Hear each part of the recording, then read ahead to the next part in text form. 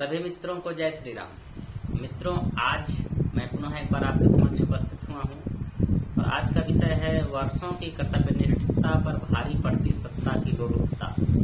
जैसा कि आप सबों को पता है, हमारे राज्य में हेमंत सोरेन जी तीसरी बार मुख्यमंत्री पद की शपथ ले चुके हैं। आज हम इसी पर बात करेंगे। पिछले कुछ महीनों पूर्व की घटना है कि माननीय मुख्यमंत्री जी को जमीन घोटाले के मामले में जेल हो गई और हेमंत सोरेन जी का जेल जाना निश्चित हो गया। बहुत दिनों तक उन्होंने ईडी को छलावा दिया, उन्हें टाले रखा, बहुत सारे प्रयास किए, परंतु अंततः यही हुआ कि उन्हें जमीन घोटाले में जेल जाना पड़ा। अब भाई, जेल जाने से पूर्व उन्होंने सोचा कि किस आदमी को मैं अपनी सत्ता की बागडोर सौंपूं। वह इसे बागडोर सौंपना चाहते थे, उस व्यक्ति में कुछ खास गुण वह खोज रहे थे, जो कि उनका यशमय, जिससे कि वो जेल में रहकर ही सत्ता का संचालन कर सके। इस बात की प्रमाणिकता हमें इस चीज से मिलती है कि जब उन्होंने अपने विधायक दल की बैठक की, जब उन्होंने अपने सारे सहयोगियों के साथ बैठक किया, तो जो पत्र बना उसमें किसी व्यक्ति का नाम अंकित नहीं था। अंत समय में उन्होंने अपने हाथ से उनमें श्री चंपाई सोरेन जी का नाम लिख दिया और वे जेल चले जाते। इधर चंपाई सोरेन जी मुख्यमंत्री के रूप में शपथ लेकर राज्य का संचालन करने लगते। परंतु यह तो सिक्का का एक पहलू था। सिक्का का दूसरा पहलू यह था कि वास्तविक रूप से हेमंत सोरेन जी ही जेल में रह के सत्ता का संचालन कर रहे थे और प्रत्यक्ष रूप में चंपाई जी के चेहरा को आगे किया हुआ। इस बीच एक और घटना घटती है। वह घटना घटती है कि माननीय मुख्यमंत्री जी जो पूर्व हो चुके थे, हेमंत सोरेन जी की पत्नी की राजनीति में एंट्री होती है। वे अपने पति के स्थान पर सभाएं करने लगती हैं, लोगों से मिलना जुलना शुरू कर देती हैं, लोकसभा चुनाव का प्रचार करने लगती हैं और उपचुनाव में वह चुनाव लड़कर विधायक भी बन जाती हैं। तो इस समय तक सब कुछ ठीक ठाक चल रहा था, परंतु एक मन में आशंका थी कि आखिर हेमंत सोरेन जी का परिवार कितने दिन तक सत्ता से दूर रह सकता है। और यह आशंका लोगों के मन में थी कि कहीं न कहीं वे अपनी पत्नी को मुख्यमंत्री के रूप में आसीन कर सकते हैं। इसी बीच एक घटना घटती है कि हेमंत सोरेन जी को बेल मिल जाती है और वे जेल से बाहर आ जाते हैं। अब जेल से बाहर आने के बाद वे सबसे पहला कार्य करते हैं कि एक वरिष्ठ नेता, उनके पिता के सहयोगी चंपाई सोरेन जी, जिन्होंने अपना पूरा जीवन उनके पार्टी में खपा दिया, उनके परिवार और उनके संगठन में खपा दिया, उन्हें उन्होंने मुख्यमंत्री बनाया था। सबसे पहला काम हुआ उन्हें हटाने का काम। और जब उन्हें हटाकर वे पुनः तीसरी बार मुख्यमंत्री पद की शपथ लेते हैं, तो यह बात पूर्ण स्पष्ट हो जाती है कि सत्ता की जो लोलुपता है, सत्ता का जो लालच है, जो अति महत्वाकांक्षा है, वह किसी व्यक्ति के वर्षों की सेवा भावना, त्याग, परिश्रम, कर्तव्यनिष्ठता पर भारी पड़ती है। आखिर कौन सा ऐसा कारण था कि आप 2 से 3 महीने भी उन्हें मुख्यमंत्री के रूप में और नहीं देख पाए? आखिर कौन से ऐसे कारण थे? कहीं ऐसा तो नहीं कि उनका जनाधार बढ़ रहा था, कहीं ऐसा तो नहीं कि उन्होंने आपकी नाजायज मांगों को सुनने से मना कर दिया था। हालांकि सिक्के के दूसरे पहलू में यही था कि उनके हर आदेश का पालन चंपाई जी कर रहे थे, यशमैन बने हुए थे, परंतु अपनी ओर से भी राज्य के लिए कुछ करना चाहते थे। और बस यही चीज हेमंत सोरेन जी को पसंद नहीं आई।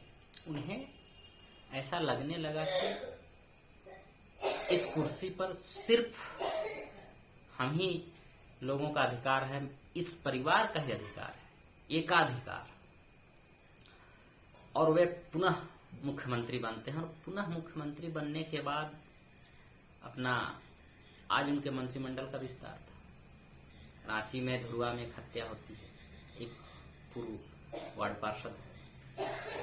पे गोली चलती है। तो कहीं ना कहीं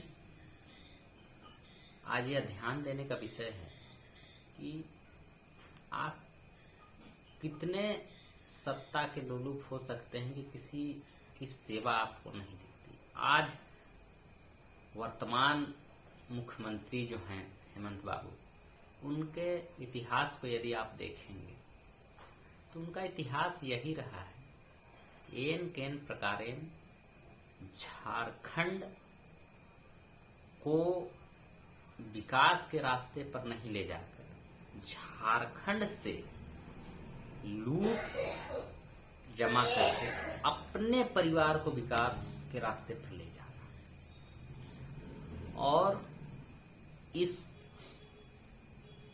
कर्म के लिए उन्हें चाहे जो कर्म करना पड़े, इसके लिए उन्हें किसी के कर्तव्यनिष्ठता की बलि चढ़ानी पड़े, किसी का अपमान करना, नैतिकता को पैरों तले रौंदना हो, हर तरह के कार्य वे करेंगे, परंतु केवल उनका उद्देश्य, एकमात्र उद्देश्य सत्ता और कुर्सी से चिपक कर अपने परिवार का विकास करना रह गया है। उनके पिताजी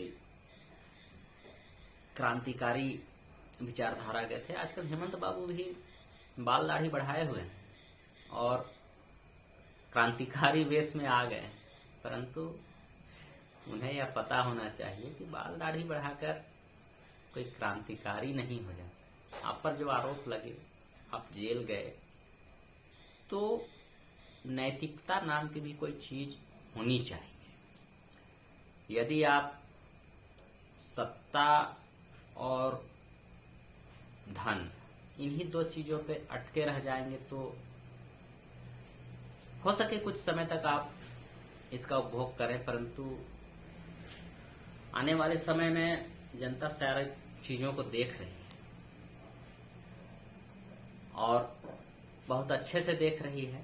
मित्रों, मेरा यही सलाह है, यही मानना है कि यदि आपके साथ कोई व्यक्ति वर्षों से, दशकों से खड़ा है और सेवा भावना से अपना समर्पण दे रहा है आपके संगठन को, अपना सर्वस्व आपके संगठन को दे रहा है, तो आप उसे भी कुछ दें।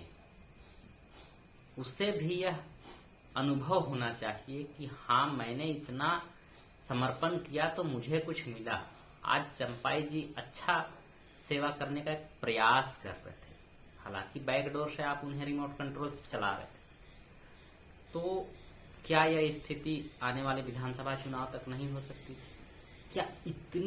क्या जल्दबाजी थी कि उन्हें सत्ता से हटाकर आप स्वयं कुर्सी पर बैठे? तो बहुत सारी बातें हैं। हो सकता है कि कुछ ऐसे राज हों, कुछ ऐसे निर्णय हों, या फिर कुछ आपके ऐसे आदेश हों जिन्हें चंपाई जी ने मानने से इनकार कर दिया। हो सकता है उनका स्वाभिमान जाग गया, आपको यह डर सताने लगा, या फिर आपकी जो अति महत्वाकांक्षा है, अति लोलुपता है, यह आप पर हावी हो गई। तो मित्रों, इनका चेहरा एक बार फिर आज जनता के सामने उजागर हो गया, और जो यह जमीन से जुड़े हुए अपने आप को बताते हैं, जो यह आदिवासी का ताज पहनकर घूमते हैं, उनके ठेकेदार बनते हैं, आज उनका चेहरा स्पष्ट हो गया है कि आपको आदिवासी से मतलब नहीं, आपको अपने भाई बंधुओं से मतलब नहीं, आपको सिर्फ अपने परिवार से मतलब। क्योंकि चंपाई जी भी आदिवासी थे, वो भी आप ही के समाज से आते थे, उन्हें भी आप चाहते तो काम करने का अवसर दे सकते थे, आपने उन्हें अवसर दिया, परंतु वह मजबूरी थी। और जब मजबूरी अधिक बढ़ जाती है तो व्यक्ति को कुछ चीजें ऐसे करनी पड़ती है जो वह दिल पर पत्थर रख कर करता है। आपने वही किया उन्हें मुख्यमंत्री बनाकर, परंतु आपकी नैतिकता यही थी कि आने वाले चुनाव तक उन्हें मुख्यमंत्री पद पर आसीन बने रहने देते। इतनी सत्ता लोलुपता ठीक नहीं।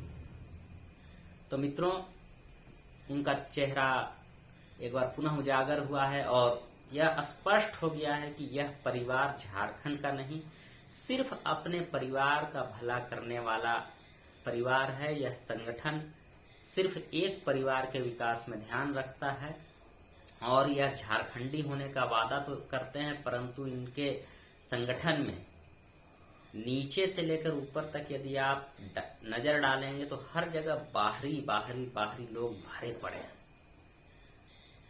उनसे परेशानी किसी को नहीं है, परंतु यह जो झंडा बुलंद करते हैं ना, स्थानीय, उसका यह खुद ही अनुपालन नहीं करते हैं।